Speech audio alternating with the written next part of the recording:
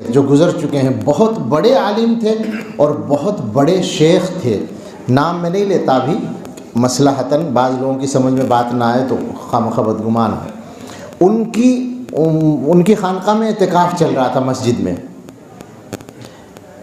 तो एक आदमी ने ख्वाब देखा और हज़रत से आके बताया कि हज़रत मैंने ख्वाब ये देखा है कि मस्जिद में सांप बिच्छू भरे हुए हैं, पूरी मस्जिद में सांप बिच्छू।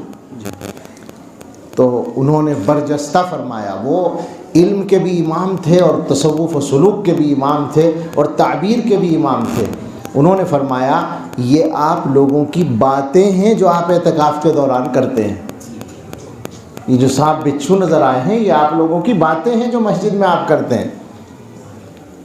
तो इसलिए ज़रा सा हम सब जहन में रखें, क्या जहन में रखना है कि ये जो दरवाज़ा है ये हमारे घर का दरवाज़ा नहीं है, ये अल्लाह के घर का दरवाज़ा है। दुनिया के किसी छोटे से छोटे हाकिम की मीटिंग में जाके ज़ोर से बोलने की हिम्मत है?